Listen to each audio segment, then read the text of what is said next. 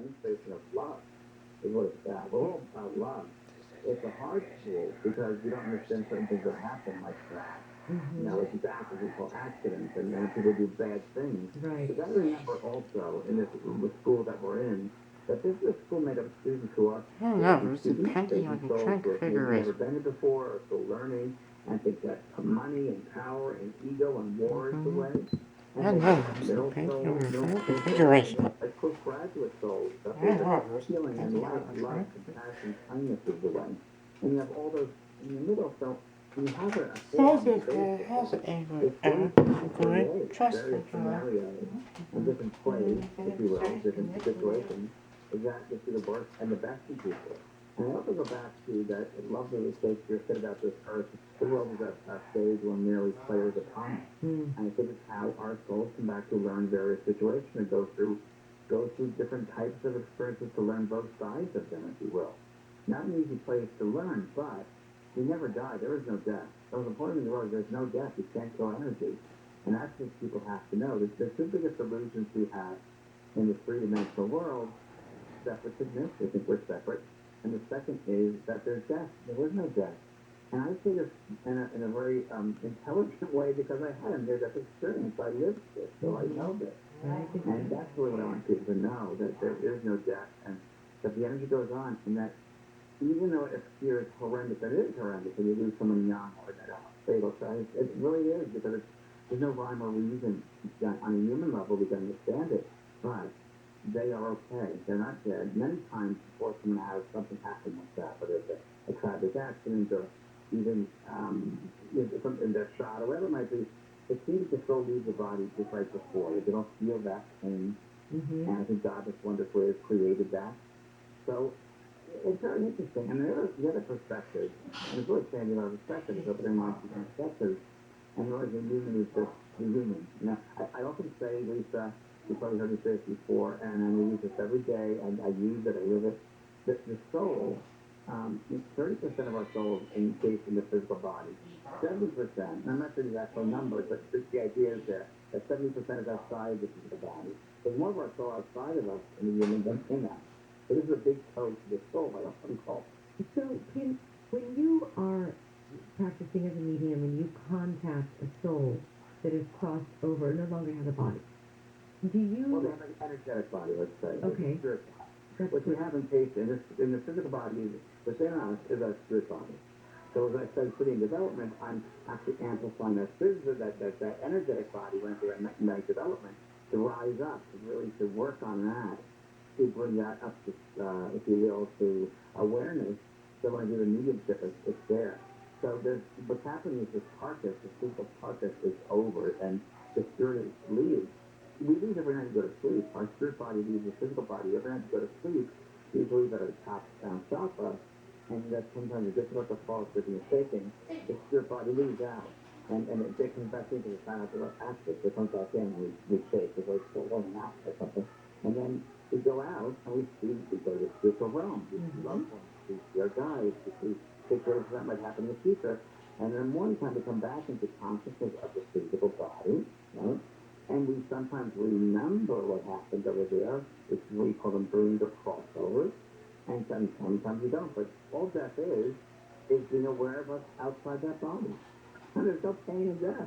So we basically, as a loved one, we just tune into the frequency, that energetic body, as you call it, of the one that lost the physical body.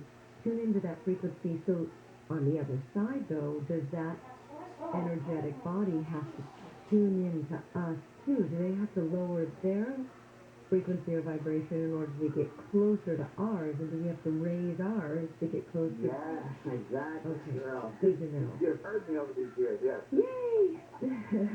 Yeah. People want, you don't necessarily need a medium to contact their loved ones. You really don't.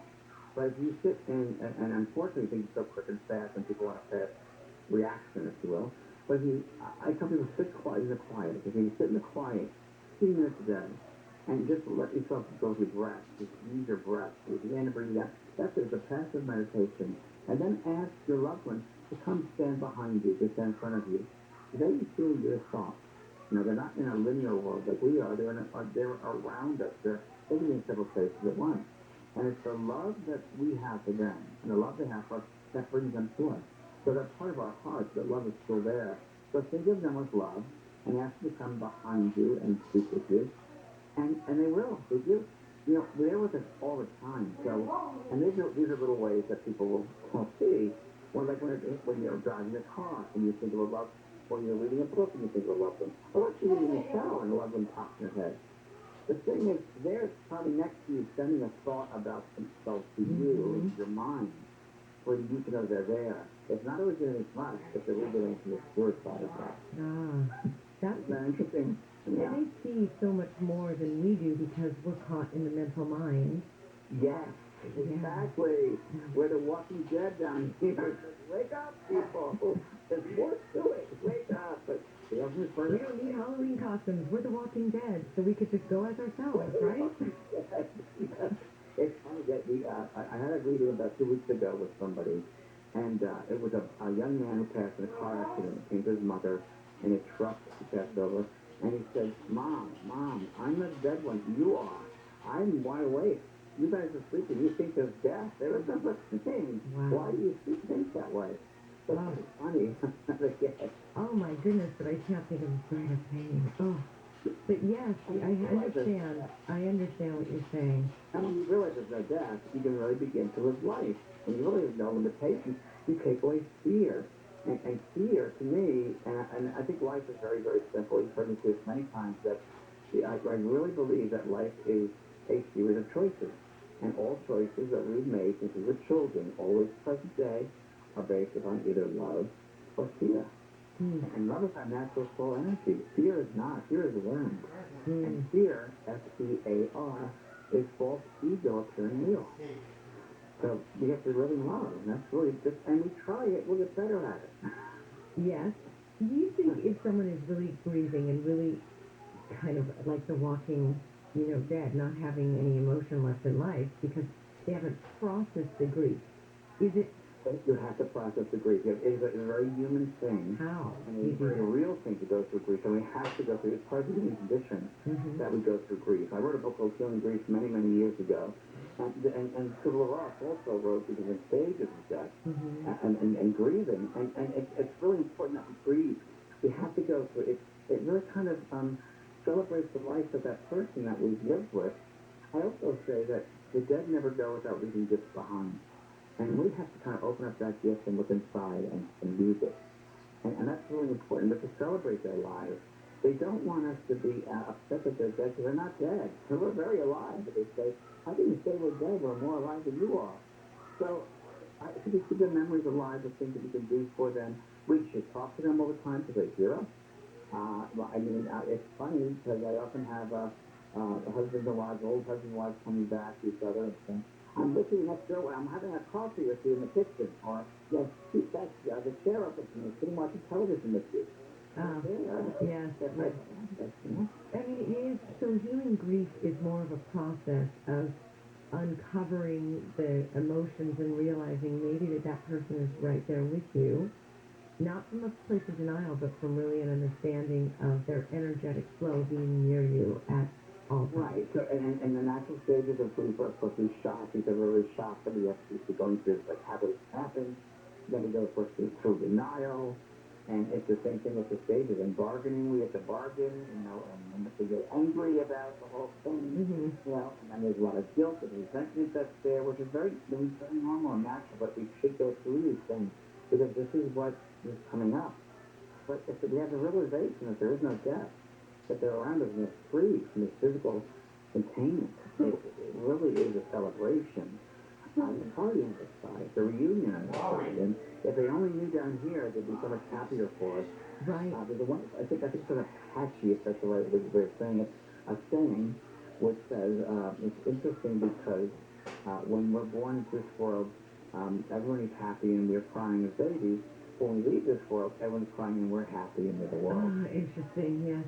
Well, we're going to come back, and I'm going to find out the difference between spirits and ghosts. This is the appropriate question on our Halloween Day Eve, that we are in right now. We will be back to this news coast to Coast AM.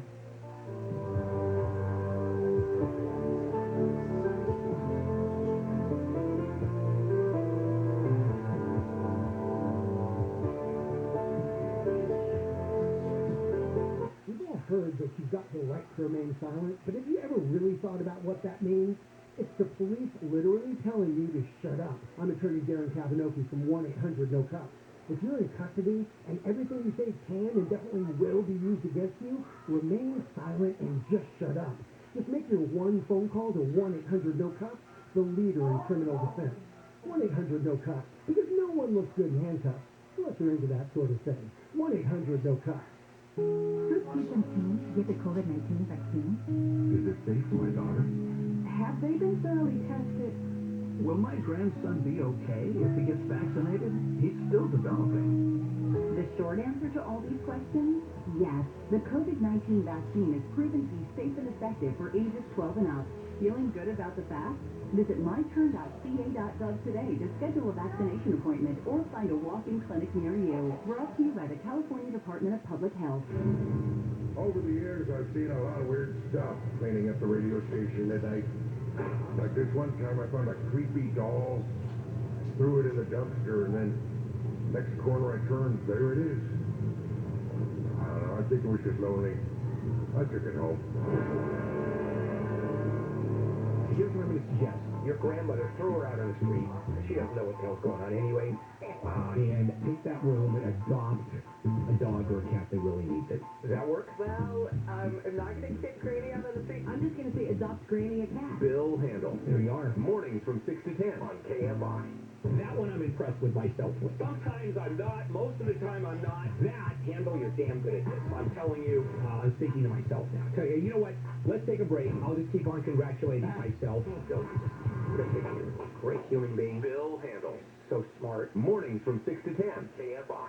Well, let me try it again. This thing is, it's acting up. It's gonna be good. Watch. Oh, never mind. Oh, here we go. No. Stand by. Gary and Shannon. I swear next hour is not gonna go like this, I promise. Weekdays at 10 a.m. KFI. And KOSC-HD2. Los Angeles, Orange County. Live everywhere on the iHeartRadio app. Hot Mike. I'm Brian Bruman from the KFI 24-hour newsroom. Parents in Los Alamitos have planned a protest for Monday to demand the resignation of school board president Marlise Davidson.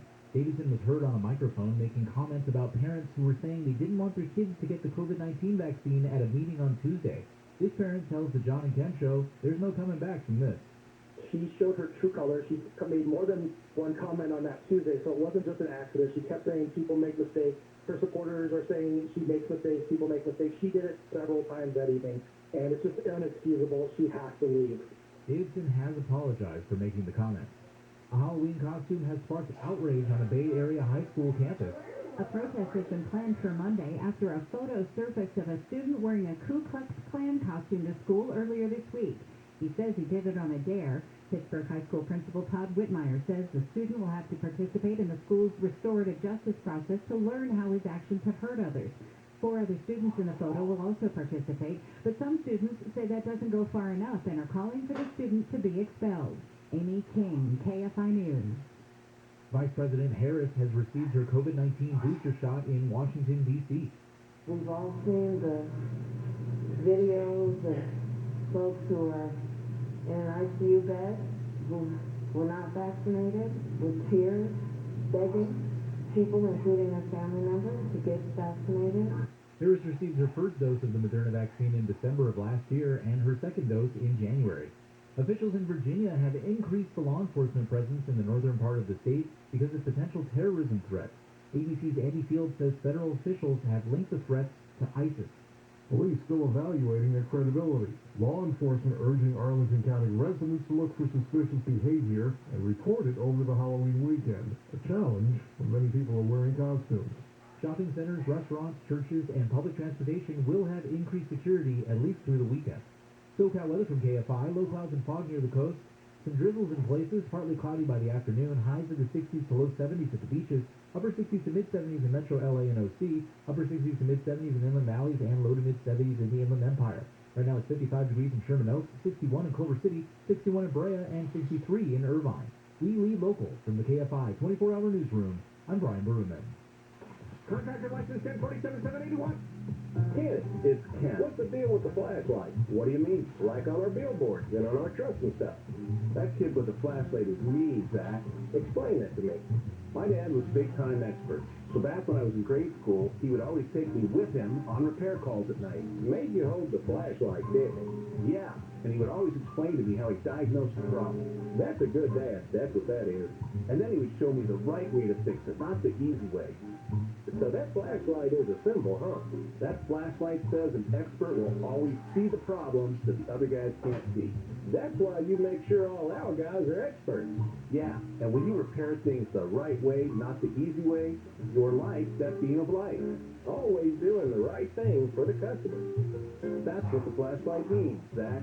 Thanks for telling me, Ken. Get 'em. GOETTL. We know our business, and we know it well. Panera believes in saying yes to the good things. Yes to chicken sausage and pepperoni. Yes to flavorful tomato sauce and rich cheeses. And yes to putting it all on a crispy flatbread. The new sausage and pepperoni flatbread. Order on the app today. Panera, live your yes. Restrictions apply. My part-time service in the Army National Guard makes it possible for me to be more for the community I call home. I'm a better neighbor because my service has taught me how important it is to be a team player. My training helps me in my classes when I give attention to detail to the task at hand. My service in the Army National Guard allows me to keep my country safe from threats. Learn more about how you too can live and serve part-time by visiting nationalguard.com. Sponsored by the California Army National Guard. Aired by the California Broadcasters Association and this station. Has COVID-19 made it hard to pay your rent or utilities? Are you worried about addiction? Get the help you need now. The California COVID-19 Rent Relief Program covers 100% of your unpaid rent and utilities to help you remain in your home. Apply for rent relief now and let your landlord know you've applied so you can avoid eviction. The application is fast and you won't be asked about citizenship. Apply today at housingisKey.com or call 833-430-2122. Sponsored by the state of California. Radio advertising can connect your business with holiday shoppers wherever they go. Use iHeart Ad Builder to create an affordable custom radio ad right on your phone. Just click, listen, approve, then hear it on the radio. Create your customized ad today at iHeartAdBuilder.com. 1-877 Cars for Kids. KARS Cars for Kids. Donate your car today with 1-877 Cars for Kids. We're a recognized 501c3 charity organization, so you'll receive a maximum tax deduction. What's more, you'll receive a vacation voucher of 3 days and 2 nights.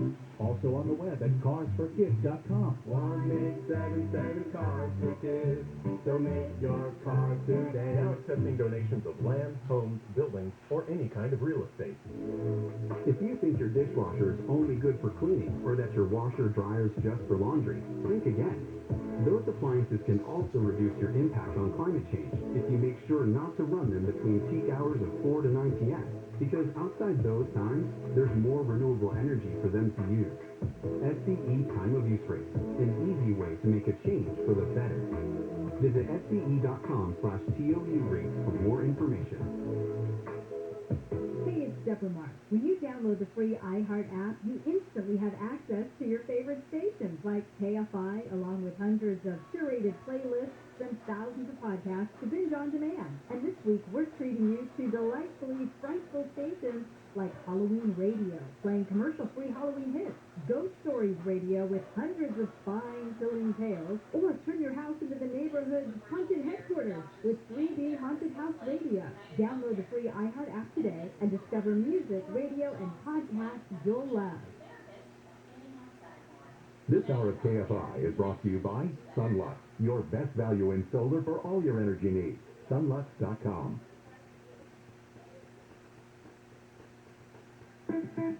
Good morning, everyone. This is KFI Am 640, more stimulating talk.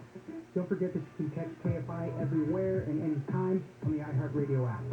My name is Oscar Ramirez, and I'm the host of The Daily Dive, a daily news podcast covering some of the top stories making waves in the news. You can catch a new episode of The Daily Dive Monday through Friday on iHeartRadio. That's ready for you when you wake up. Here on the Daily Dive Weekend Edition, I'll be bringing you some of the best stories I covered during the week. We're starting to get a clearer picture of the situation that unfolded on the set of Rust, where Alec Baldwin handled a firearm that discharged and killed cinematographer Helena Hutchins and injured director Joel Souza. We're learning that a single lead bullet struck both victims, and the assistant director on the scene did not properly check the gun before handing it to Baldwin. For more on how some basic safety protocols were just not followed in this tragedy, we'll speak to Sonia Rao, pop culture reporter at the Washington Post. I think it's fair to say that, if we're trying to see where it was that something went wrong, it was definitely in the handling of the weapon that Alec Baldwin was handed before this happened. I think, as you mentioned, the assistant director, Dave Halls, he was the one who handed Baldwin the gun. So it remains to be seen. Detectives are probably, I think, going to address it in the next few days, what went on with that weapon, what it was exactly that ended up, unfortunately, killing the cinematographer and injuring the director as well. But before that, this all happened during rehearsals. Alec Baldwin was, rehearsing a scene, and it just so happened that Helena Hutchins and Joe Souza were by the camera, and in this scene, he presumably points the gun towards the camera. Those are details that we learned recently as well, when exactly this happened, why it was that the cinematographer, Helena Hutchins, why she was near the camera in the first place, because oftentimes the DP and the director, the DP, director of photography, they're not actually standing by the camera, so there were a lot of questions prior to this moment, and I think we got that. We got more information on, again, as you mentioned, the fact that Dave Halls was previously fired from a set where, a firearm discharged. It's a very similar incident that happened there as well. So detectives haven't, they haven't pointed to anyone just yet, but I think that we're going to see more details come out regarding that in the next few days. Yeah, and these details are coming from an affidavit filed by a detective in the Santa Fe County Sheriff's Office. So going a little more to kind of the chaos on the set, I guess, right? There was a lot of reports about crew members walking out on the film and protests of issues related to payment and housing. I guess they had to drive pretty far to go spend the night and then come back really early, the long working hours, all that. So there was a lot of turnover in crew, and the armorer that they used as well for this, very green, very little experience in that, all of this kind of contributing. And even going to where we saw the gun, right, just sitting on, this is all from the affidavit, right, sitting on a cart outside the building, right, and then, with loose ammo around there, and that's where the assistant director grabbed it and just said, hey, that's a cold gun. All of this stuff kind of just coming together for a worst case scenario, really. Yeah, and I think, the update that you mentioned, it had two different interviews. One was with the director, who did address the fact that the camera crew had walked off that morning over labor issues, over payment, housing, and, the exact issues were told to the detectives by a camera person who ended up staying on set. So yeah, these are, verified firsthand, the fact that there was just a lot going on that day, and it, the picture that seems to be increasingly clearer here is that this is the result of maybe the production cutting corners, not really allocating as much time and, resources as well to safety on set. Yeah, the armorer, Hannah Gutierrez, they said that there was 3 pop guns on a cart outside the building, and then that's where Halls grabbed it. It basically sounds like they were never checked, and that's kind of the thing. These guns are supposed to be checked at pretty much every step. When they grab it, you check it. Before you give it to the actor, you check it. And it just kind of seemed like that wasn't going on. There was a bunch of other items seized by sheriffs, as I mentioned, just boxes of ammo, things just kind of laying around, loose ammo, also not a good sign. Right, and the term cold gun that you mentioned earlier, an actor hears that and they say, oh, hey, okay, this is safe for me to discharge, this is safe for me to use, this won't actually, injure someone the way it did. And so I think that sequence of events is where, unfortunately, we've done many things go wrong, and then this ended up happening. I think it really just comes down to safety and, the mismanagement of this pop gun. And now the after effects, right? We're seeing a lot of calls for guns not to be on set. We have technology to be able to use CGI to make the stuff look pretty real. So there's calls for that, and reinforced calls for using seasoned professionals and union workers to avoid some of these things happening. You might have to pay a little bit more. It might be a low budget film and all that, but in the long run, the safety is paramount. So we're seeing those 2 types of calls going out for the industry. Yeah, absolutely. And I think it'll be really interesting to see how this progresses, even from an artistic standpoint. Someone that spoke up, Kurt Vogel, he did Mayor of Easttown for HBO. He mentioned that, in that show, they actually did use computer imaging. It wasn't all real, or, made to seem real. That's in the sense that this movie was maybe trying to do. And I think it's, HBO is high profile. I just think it's interesting to see the fact that, a lot of artists seem to be reconsidering the way that they handle scenes like this, and whether there are just safer ways to move forward. Sonia Rao, pop culture reporter at the Washington Post, thank you very much for joining us. Thank you so much. There's an interesting effort to eliminate gender bias in new toys on the market and also in the marketing associated with them.